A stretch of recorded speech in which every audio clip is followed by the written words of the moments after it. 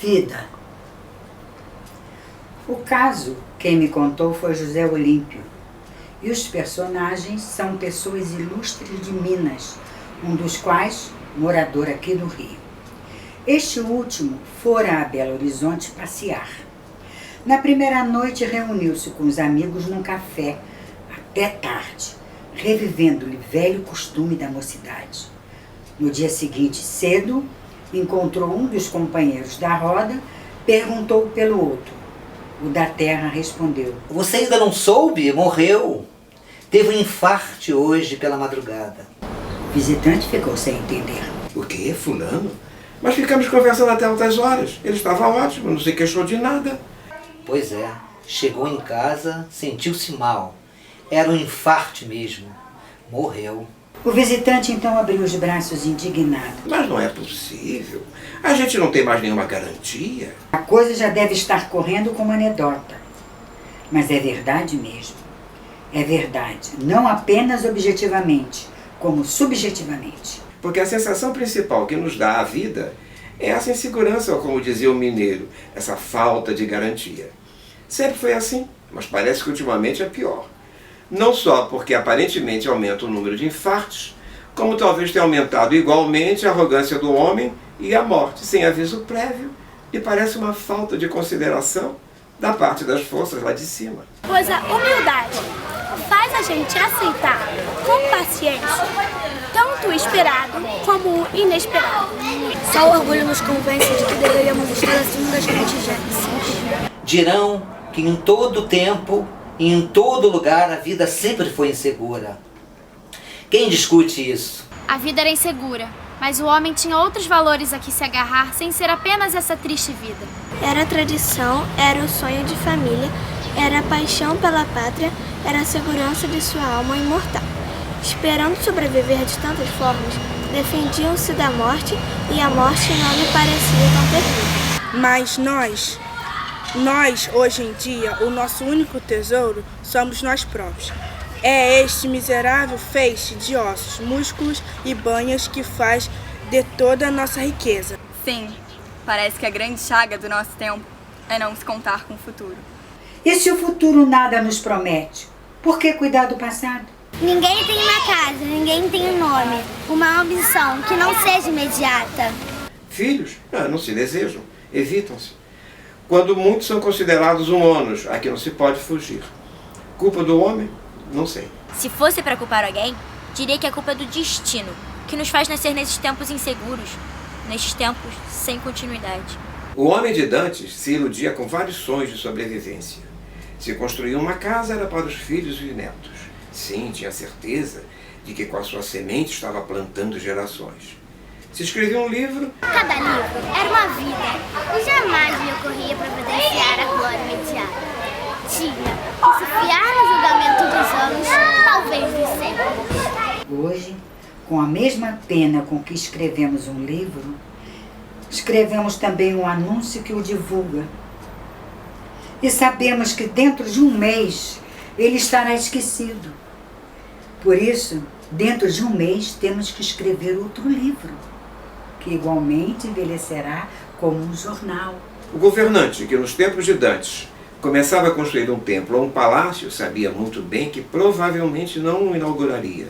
E, contudo, eles governavam vitaliciamente. Hoje, os homens públicos fogem de empreender obra que exija para se construir mais de um quatriênio. Por isso mesmo, quando se escavam chãos ilustres, ainda se encontram os muros queimados de Troia, os palácios enterrados de Creta.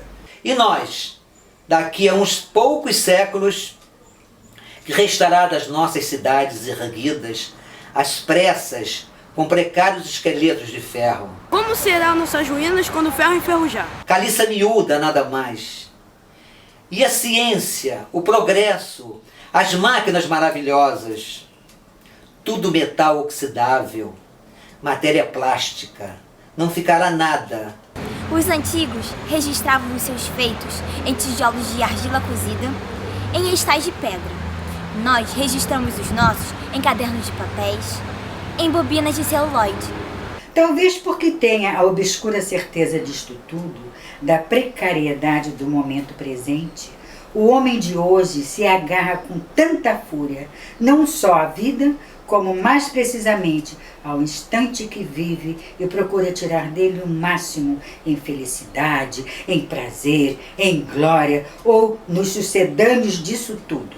A agitação, o ruído, a embriaguez, a notoriedade. Por isso a propaganda, que deveria ser uma palavra quase desonesta para pessoas de boa fé, se transformou numa necessidade legítima. O Public Relations, que é o ponto mais refinado na hierarquia da propaganda e que parecia antes uma singularidade de businessmen americanos, tornou-se uma necessidade internacional, indispensável não apenas a empresas comerciais, como às instituições públicas. Hoje, não só governos, mas até as Forças Armadas têm os seus Public Relations e atarefadíssimos.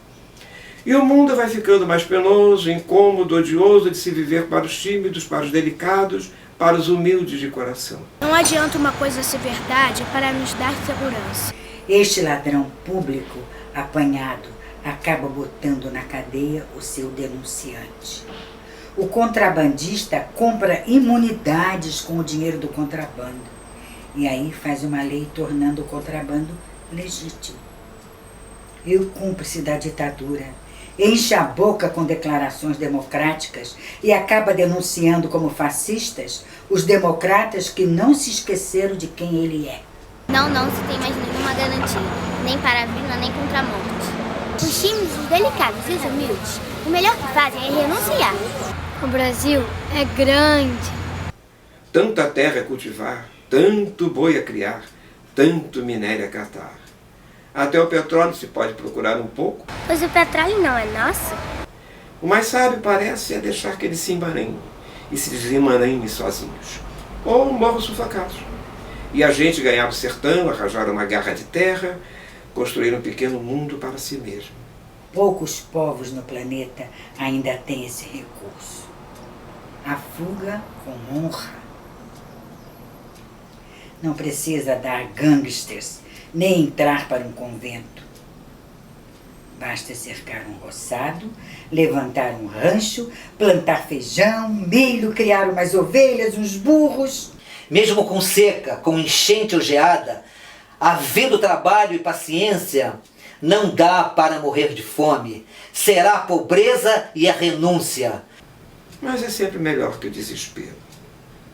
Glória, agosto de 1956. Eu tive o privilégio de ser vizinha da Raquel de Queiroz. E, sem crônicas, ela me deu com a dedicatória. A Rosicler, com a melhor simpatia, Raquel de Queiroz. Abril de 83.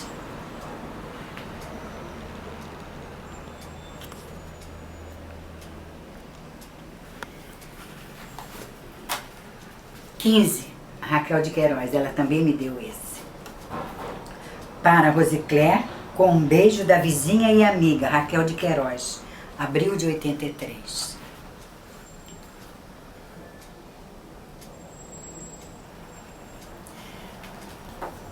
Foi muito bom ter tido a Raquel como vizinha, muito bom mesmo. Isso antes dela ser da Academia Brasileira de Letras.